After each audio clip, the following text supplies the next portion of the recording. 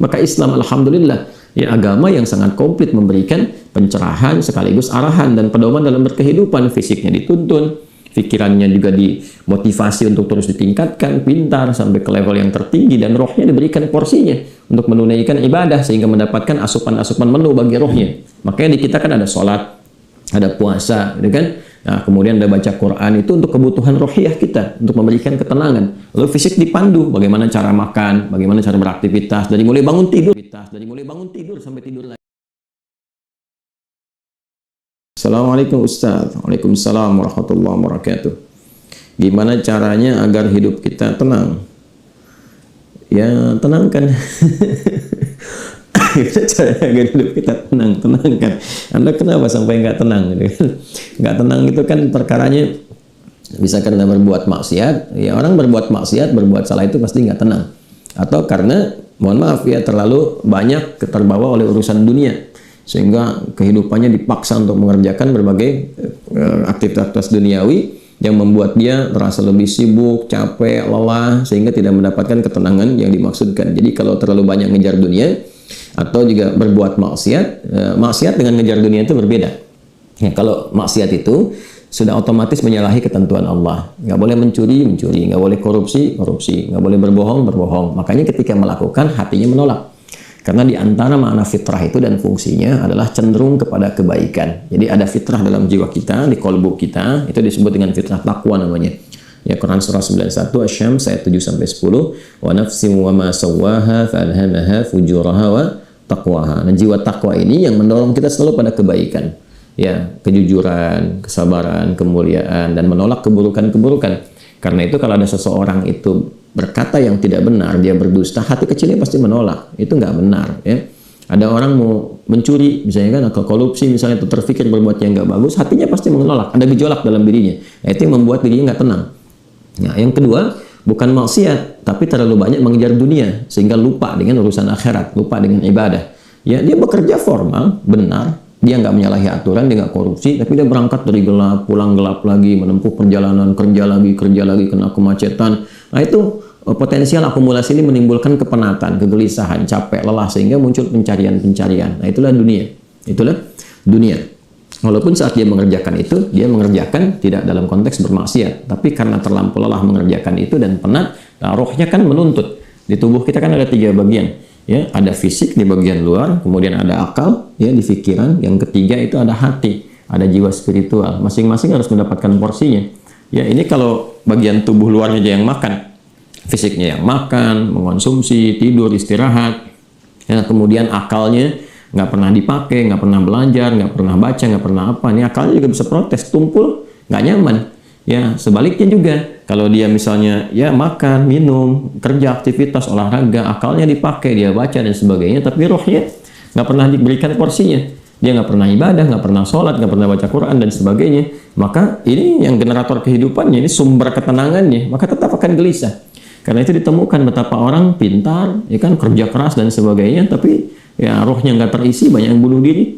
Ya, di Jepang terjadi, itu kan. Atau bahkan setidaknya ada orang-orang kaya yang sudah hebat, pinter-pinter, ya di akhir hidupnya apa yang dia kerjakan? Ya cuma datang terapi, nanam kangkung, nanam cabai, gitu kan, datang kayaknya untuk mencari ketenangan karena rohnya nggak terisi. Maka Islam alhamdulillah ya agama yang sangat komplit, memberikan pencerahan sekaligus arahan dan pedoman dalam berkehidupan. Fisiknya dituntun, pikirannya juga dimotivasi untuk terus ditingkatkan, pintar sampai ke level yang tertinggi, dan rohnya diberikan porsinya untuk menunaikan ibadah sehingga mendapatkan asupan-asupan menu bagi rohnya. Makanya di kita kan ada sholat, ada puasa, gitu kan? Nah, kemudian ada baca Quran, itu untuk kebutuhan rohiyah kita, untuk memberikan ketenangan. Lalu fisik dipandu, bagaimana cara makan, bagaimana cara beraktivitas, dari mulai bangun tidur sampai tidur lagi, kan diatur. Ya. Lalu pikiran turun ayat-ayat untuk menjadikan pikiran itu terlatih kuat, kan? Bahkan sampai ke level yang tinggi, jenius dan sebagainya. Turun ayat tentang Iqra, banyak baca, turun ayat tentang tadabbur, afala yanzuruna ilal ibili kaifa khuliqat afala yatadabbaruna al-Qur'an, turun ayat tentang riset, inna fi khalqis samawati wal ardi wa ikhtilafil laili wan nahari la ayatin li ulil albab, kan? Dan seterusnya. Itu supaya semua terstimulus. Nah, jadi kalau ingin tenang, bagaimana cara hidupnya tenang? Seimbangkan 3 bagian tadi. Jadi pikiran kita dilatih supaya kuat, ya, supaya tajam dalam berpikir dan mengarahkan bagian tubuh kita untuk bertindak secara benar. Tubuh ini dilatih, ya dengan berolahraga, makan yang benar. Ayat-ayatnya banyak sekali. Ya ayyuhan nasu kulu mimma fil ardi halalan thayyibah. Hai orang-orang, hai manusia semuanya, hai orang-orang, hai manusia, silahkan engkau makan sesuai dengan porsi kebutuhan dari yang halal, sumber yang halal, cari yang menyehatkan. Itu di Al-Baqarah 168. Nah, kalau sudah sehat, tubuhnya sehat, dipakai aktivitas, olahraga. Kan banyak hadis-hadis tentang olahraga itu. Alimu auladakum bisibahati warrimaya, kata Nabi, ajarkan anak-anakmu olahraga berenang, atau dengan melentar, atau dengan memanah, atau dengan berkuda. Itu contoh-contoh yang real di era Nabi yang kiranya bisa menyehatkan. Atau kita riset misalnya olahraga apa yang kira-kira menyehatkan, ya, yang senafas dengan tadi jenisnya. Jenisnya bisa berbeda setiap zamannya. Zaman Nabi nggak ditemukan misalnya olahraga futsal, basket, misalkan bola, apalagi jenis-jenis yang sekarang ada banyak atletik dan sebagainya. Tapi kan kita bisa meriset.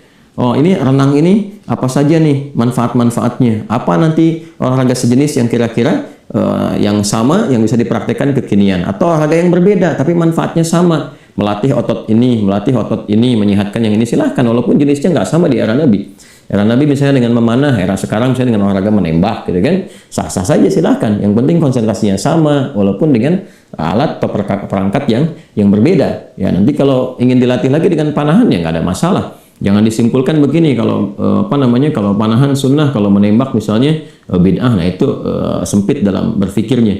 Ya, dan Nabi pun kan visioner. Di zaman Nabi mengatakan, ajarkan anak-anakmu berenang. Berenang di mana? Di padang pasir.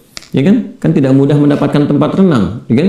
Nah, tapi kita tarik ke sekarang kan itu visi yang panjang. Kalau di riset, berenang ini adalah olahraga yang menyehatkan otot ini, otot itu, untuk cedera, untuk saraf kejepit, untuk macam-macam misalnya. Nah, itu sesuatu yang bisa kita riset, lalu kita bisa keluarkan jenis-jenis baru yang mengambil dari manfaat itu. Itulah riset. Itulah riset. Nah, terkait dengan ketenangan ini, apa amalan pokoknya? Karena ketenangan bagian dari pikiran yang disupport oleh keadaan jiwa. Jadi intinya di kolbu, ketenangan itu intinya di kolbu. Jadi kalau kolbunya nggak tenang, hatinya nggak nyaman, hatinya nggak tenang, itu kebawa ke pikiran. Makanya orang-orang yang kena penyakit hati, sekalipun dia sehat tubuhnya, ya jenius otaknya, tapi kena penyakit hati. Dia kena penyakit iri, ya iri kan iri hati. Saya belum pernah dengar iri akal, iri pikiran, ya, atau iri mata, ya iri kaki, iri tangan, nggak ada. Yang ada iri hati. Ya dengki misalnya, ria, itu penyakit hati semua. Makanya orang dengki, orang hasad itu pasti hidupnya nggak tenang. Ya, orang berilmu, tapi dia kena penyakit hati, iri kepada orang berilmu yang lain, itu nggak tenang hidupnya. Ya kan? Orang kaya, tapi dia pendengki, kaya terhadap dirinya sendiri, ya, dan dia dengki dengan kekayaan orang lain, itu nggak akan tenang. Dia terus pikirin bagaimana melampaui orang itu, bagaimana supaya dia celaka dan sebagainya. Itu yang sangat berbahaya. Maka untuk menenangkan diri itu, amalan-amalannya tidak ada yang lain kecuali meningkatkan ibadah, meningkatkan amal soleh, meningkatkan ketaatan. Semua jenis amal soleh itu di Quran disebut dengan zikir. Disebut dengan apa? Zikir. Salat misalnya namanya zikir di Quran. Disebutkan dengan zikir. Quran surah ke-20 Taha di ayat ke-14. Innani anallahu la ilaha illa ana fa'budni wa aqimis salata li dzikri. Sayalah Allah, kata Allah, tidak ada Tuhan yang layak dipertuhankan dan disembah kecuali saya. Ya, kemudian kata Allah, fa'budni, maka setelah engkau bertuhan kepada saya, kata Allah, sembahlah saya. Nah, ini kalimat yang paling jelas sekali, nggak ada ambigu, terang, menyebabkan kita memahami bahwa ini kebenaran risalah Islam dari aspek ketuhanan. Ya, silakan kita komparasikan. Ya, saya sejauh ini saya mengkomparasikan, melihat, membandingkan, saya tidak menemukan kecuali di Islam yang di dalam kitab suci mengatakan langsung Tuhannya langsung, ya, yang berkata saya Allah, kata Allah itu kan, ya, tidak ada Tuhan selain saya. Itu tegas sekali, ya, menyebutkan saya Allah, nggak ada Tuhan selain saya, sembah saya. Dan biasanya kalau ada kalimat atau informasi yang pede jelas disampaikan, itu menunjukkan kekuatan dan kebenaran. Kekuatan dan kebenaran, karena Allah dengan sendirinya, dia kan meyakinkan, ya, kita semua dengan menegaskan sifatnya tegas. Dan karena memang ketuhanan itu hanya dimiliki oleh Tuhan yang benar. Nah, karena Tuhan yang benar itu mengatakan sayalah Tuhan, dengan pede mengatakan sayalah Allah, ya nggak ada Tuhan selain saya. Nggak mungkin ada klaim demikian kecuali dari yang memang benar, yang memang pede mengatakan itu, ya, karena benar, karena hak di situ. Ya, dan kemudian fa'bud, disembahlah saya. Ya, sembahlah saya. Dan kemudian dijelaskan menyembahnya bagaimana. Itulah indahnya dalam Islam. Tauhidnya diatur, ya, tentang Tuhannya. Dan kalau Anda misalnya begini, saya logikakan sederhana, ya. Orang-orang kan kalau nggak pakar, nggak punya kemampuan atau nggak sesuai dengan kualifikasinya, nggak mungkin mengatakan itu kan. Ya, ada orang mengatakan misalnya saya adalah pesilat. Mana yang mau bertarung misalnya kan, atau beruji tanding dengan saya. Kalau dia bukan pesilat, nggak mungkin dia bisa mengatakan itu. ternyata dia bukan pesilat misalkan, dia cuma pesilat lidah gitu kan, bukan pesilat tangguh, dan nggak mungkin dia mengatakan pede mengatakan demikian. Ya, saya lah ahli kungfu misalnya kan, silahkan ada yang ingin tanding mengetes di kungfu. Kalau dia bukan ahli kungfu nggak mungkin mengatakan demikian. Nah ini Allah mengatakan dengan jelas, sayalah Allah, nggak ada Tuhan selain saya, sembah saya. Nah, bisa nggak ditemukan misalnya dimanapun tuh, termasuk di kitab-kitab yang disucikan, temukan. Ada nggak Tuhan yang mengatakan sayalah Tuhan, ya kan? Disebut namanya, sembah saya. Kalimat itu temukan. Ya, di Quran jelas. Kemudian fa'budni, sembah saya, wa aqimis shalah, dan tunaikan salat. Cara menyembah saya itu dengan menunaikan salat. Dan diatur. Ini indahnya dalam Islam tuh. Ya. Kemudian ditegaskan saya Allah, saya Tuhan. Kemudian nggak ada Tuhan selain saya, kata Allah. Kemudian sembah saya. Cara menyembahnya pun diatur. Namanya salat. Cara mengerjakannya begini.